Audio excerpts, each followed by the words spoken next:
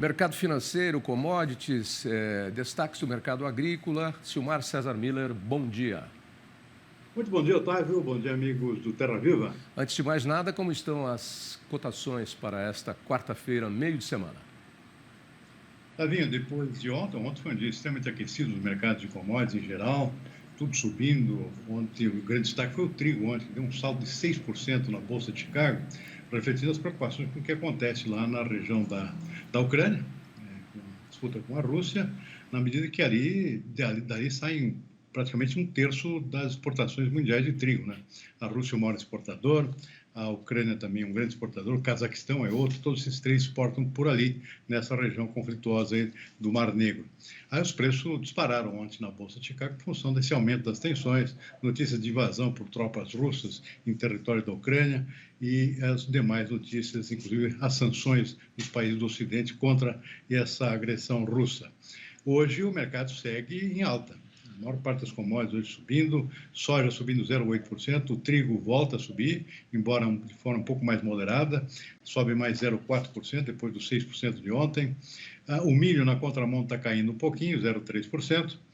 Algodão na Bolsa de Nova York também sobe hoje, 0,7%. Café arábica também subindo, 1,3%. Cacau é outro que sobe.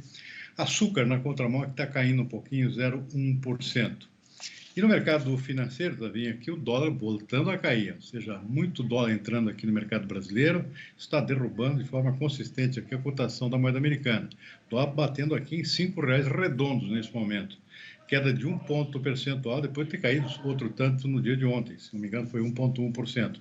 Então, a tendência de cair abaixo dos R$ 5, quem diria? É um fator inesperado essa pressão aqui, mas tem tudo a ver com o aumento das taxas de juros, os nossos títulos estão extremamente rentáveis para o investidor estrangeiro, então o pessoal vem para cá, começa a comprar os títulos, entope o Brasil de dólares e a cotação cai, como obviamente teria que acontecer.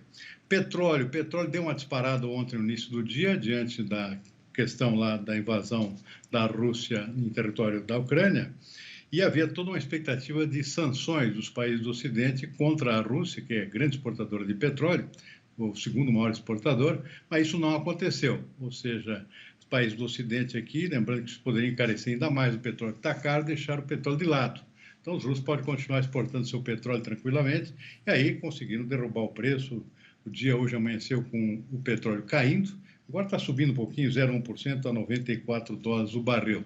Mas realmente deu uma amortecida essa falta de sanções contra o petróleo russo, além do fato que o Irã em breve deve voltar ao mercado, com o fim das sanções contra a política nuclear do Irã, então isso dá uma equilibrada no fornecimento mundial de petróleo. De qualquer forma, o preço está lá em cima, né, Tavinho? Pois é, o preço está lá em cima e a crise está longe de uma solução, a crise lá entre Rússia e Ucrânia, e afetando aí preços em todo o planeta Terra, né? Vamos falar desse assunto, porque tem duas novidades, quer dizer, tem uma grande novidade aí, que é a declaração televisionada hoje pela manhã, nós mostramos um trecho, inclusive, do presidente Putin, dizendo que está aberto ao diálogo, mas não abre mão das suas exigências e das suas soberanias. Então, não está aberto ao diálogo coisa nenhuma, né? Se eu não abro mão das coisas que eu quero... Não, né? Como é que é? Aberto ao diálogo com a pistola na mão, né? Desde que seja do meu jeito, né? Se for do meu jeito, eu vou dialogar. Se não for... E outra coisa é a nota que o Itamaraty divulgou. O presidente Bolsonaro recebeu muitas críticas aí após visitar a Rússia lá e a Ucrânia. O Brasil tem boas relações com os dois países. A nota do Itamaraty, que nós lemos há pouco aí, é bem no estilo do Itamaraty mesmo, né? O Brasil dificilmente se posiciona nesses conflitos, embora esteja aí aliado com diversos lados. No caso aí, os dois lados, está pró-Ocidente, pró-Oriente também. Então, é uma nota, como a gente diria, assim, bem em cima do muro, né? Bem, olha, né? É mais ou menos como você vê dois sujeitos, cada um com um facão na mão, os dois se matando, e chega alguém e fala, não, gente, vocês precisam ter calma, vamos conversar, vamos dialogar. E os dois se matando, um já cortou o braço de um, o outro já cortou a mão do outro. Gente, vamos com calma aí, vamos dialogar, vamos conversar, não precisa brigar. Não é nada disso, né? Pelo que o Putin está falando, ele vai até o fim exigindo as suas coisas. Mas a nota do Itamaraty, pelo menos, está dentro das linhas tradicionais, históricas do Itamaraty, e não se posicionar para nenhum lado, né? Sempre. O quer ser amigo de todo mundo, quer fazer negócio com todo mundo. Bem diferente da resvalada do próprio presidente Jair Bolsonaro, como teve na Rússia, de usar o termo solidário, somos solidários à Rússia. Pegou mal. Pegou muito mal na comunidade internacional. O Itamaraty, pelo menos, agora bota um pouco de ordem nessa coisa aí, mas uma coisa mais equilibrada nessa nota divulgada ontem. Que é bem o estilo do Itamaraty mesmo. O Itamaraty, os nossos governantes, às vezes, tomam algumas posições que geram conflitos, geram comentários, geram críticas ou elogios e tal. E o Itamaraty sempre dá essa assentada que é para botar as coisas no rumo certo, como sempre foi, né? E essa questão aí do Rio Grande do Sul ajudar aí é uma boa notícia, é isso, Silmar? Mas mostra a gravidade da situação, né? Situação extremamente grave. A seca, na verdade, atingiu todo o sul, a parte sul da América do Sul, ou seja, do Brasil, do sul do Mato Grosso do Sul para baixo, um desastre total. E nos vizinhos também, Argentina, Uruguai e Paraguai, não é muito diferente. Uma seca realmente que atingiu uma região grande aqui das Américas. Agora, o caso do Rio Grande do Sul está se mostrando particularmente mais grave. É impressionante que lá a coisa não termina. Ou seja, a seca continua, ou surgiram algumas chuvas essa semana, mas são insuficientes e muito tardias. Então, a situação é extremamente crítica e as perdas se avolumam, né? Se fala em 70% de quebra na produção de milho e mais de 50% na produção de soja. São as duas principais culturas agrícolas do estado, formam o trio junto com o arroz, e o arroz também não escapou, mesmo sendo uma cultura irrigada. Tal foi a gravidade e a extensão dessa seca que ainda atinge o estado. Começou lá pelo início de novembro e nós estamos entrando em março, né, também. Ou seja, ninguém aguenta uma situação de falta de chuvas e temperaturas extremamente elevadas, perto dos 40 graus, por tanto tempo. Até que tem incêndios lá ameaçando a própria região oeste do Rio Grande do Sul, depois de já causarem uma devastação na Argentina, porque os solos estão muito secos. As pastagens são muito secas, o gado está sofrendo também. Então, uma situação, historicamente, eu particularmente não me lembro de uma situação tão grave quanto essa. Aconteceu algo parecido lá no final da década de 70, 78, 79, onde houve 2 secas consecutivas, que também foram devastadoras. Mas como essa, que foi uma tão prolongada aqui, sinceramente, eu não me lembro de ter acontecido em qualquer parte do Brasil, particularmente no Rio Grande do Sul, que é um estado que sempre teve um clima bem distribuído ao longo de todo o ano. Então, é uma situação gravíssima, realmente, e o Brasil inteiro perde com isso, né? Porque nós vamos ter pouca produção, isso significa mais inflação, e pouca exportação também, significa menor entrada também de divisas estrangeiras, que a gente tanto precisa para melhorar a nossa balança comercial e a nossa economia como um todo, né, também. Pois é. E vamos aí para a economia, né? Nós temos alguns fatos aí relevantes. O ministro Paulo Guedes deu uma entrevista à Jovem Pan na última segunda-feira e tem muita gente, eu tenho ouvido muitos elogios ao que o ministro falou, que parece que falou de peito aberto, deu números.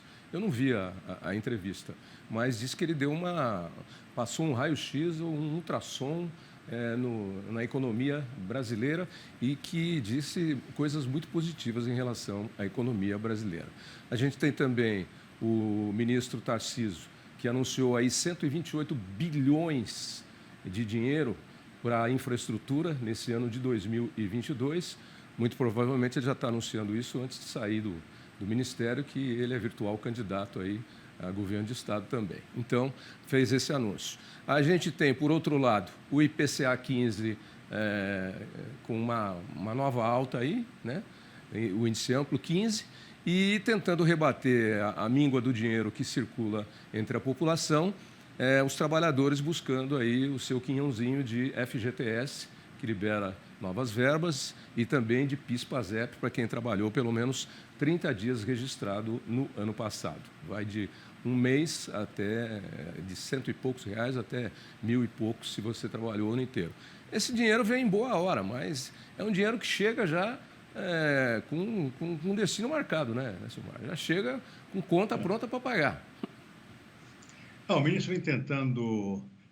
Está tudo dentro de um clima, claro, eleitoral também, só que o ministro com um pé mais no chão do que o próprio presidente da República, evitando um gasto fora do comum que comprometa aí todo o orçamento e complica ainda mais a economia brasileira, que já está resvalando ali praticamente no 0 a 0, ou seja, não vai crescer praticamente nada esse ano. O ministro está mais otimista, mas está controlando também a forma dos gastos públicos. Ele veio agora com a ideia de, por exemplo, um aumento no Vale Refeição de R$400 aqui, o aumento de R$ 400 do vale da refeição dos funcionários públicos para evitar aumento de salário. Então, isso seria praticamente um aumento linear aqui, que custaria, se não me engano, uns 2 bilhões, não me lembro exatamente o número, mas muito menos do que custaria aumentos, por exemplo, para alguns setores do funcionalismo, no caso de policiais federais, tipo de coisa, que é aquilo que foi prometido pelo presidente Jair Bolsonaro. E, claramente, teria um custo extraordinário, além de prejudicar outros setores que não vão ter o mesmo reajuste de salário. Ou seja, é uma coisa desigual e desproporcional em relação a outros funcionários. Então, ele está sendo um pouco mais equilibrado, ainda acredita que a economia vai crescer esse ano, vai tentar fazer de tudo que é possível nesse sentido. Tem essa ideia dele também de, eventualmente, liberar os recursos do FGTS para possibilitar que as famílias endividadas possam pagar suas dívidas. Significa dinheiro circulando na economia, ajuda, claro, a economia a crescer, ou pelo menos evitar que ela caia novamente, como já se vem prevendo por parte da inteligência aqui financeira que dá opiniões aqui no mercado. Então, tem que se virar. Mas, por outro lado, tem, claro, toda essa plataforma também eleitoral, e precisa ajudar o presidente aqui a manter as coisas sob uma certa ordem, para que o Brasil chegue até o final do ano, pelo menos, nadando ainda acima da superfície, né? E torcendo para não morrer na praia, né? Mas acho que isso não vai acontecer, não, porque a economia, ela pula para cá, pula para lá, dá um jeito daqui, dá um jeito de lá e acaba se virando. Bom, Silmar, por hoje é isso. Só para completar, que o agronegócio não está ajudando muito esse ano, infelizmente, né? Por causa disso que a gente acabou de comentar. Seca no sul, excesso de chuvas na região sudeste e parte do nordeste, tudo isso comprometendo uma boa produção agrícola, que já não vai ser mais tão boa como se previa inicialmente. A soja é um desastre. São perdas de mais de 20 milhões de toneladas já consolidadas, e agora tem milho pela frente ainda, que está sendo plantado com certo atraso, inclusive, por várias razões. Primeiro que as chuvas não ajudam na região central, e, por outro lado, aqui para o sul, Paraná, por exemplo, o atraso nas vistorias do seguro agrícola. O pessoal que perdeu a soja, milho nas lavouras, precisa lá fazer a vistoria do seguro para poder receber o seguro. E enquanto isso não acontece, a vistoria, ele não consegue plantar a safra de milho. Então, está atrasando a safra de milho, porque não pode ir lá plantar em cima do negócio lá que está destruído, no caso da soja, antes que o fiscal apareça lá para fazer a vistoria. Então, uma tragédia em cima da outra, que tudo isso complica o comportamento da agricultura. E não fosse os preços elevados, que mexem no bolso do consumidor, o produtor também perderia dinheiro esse ano em função das perdas na produção, mesmo com o preço mais alto. E vale aquele ditado, né? Tudo que sobe, desce, né? Ou seja, nada na vida é uma curva de crescimento, você tem curvas de declínio. O agronegócio ajudou durante um bom tempo aí, mas esse ano não está conseguindo ajudar, mas os outros setores poderiam ter ganhado um fôlego e um gargalo para se recuperar e, nesse momento, está fazendo seu papel na economia. Só que, infelizmente, eles ficaram para trás e agora quem tem não pode ajudar. Não é sempre que a gente pode ajudar. E essa é a regra da vida. Portanto, quando tiver alguém te ajudando, tente resolver os seus problemas, porque talvez depois você precise ajudar a outra pessoa num outro determinado momento. E saiba que ela não vai poder te ajudar durante toda a vida, porque nada sobe só, nada. Só a alma da gente quando a gente falece. Aí não sei. Aí é outra história. Silmar, até amanhã. Um abraço.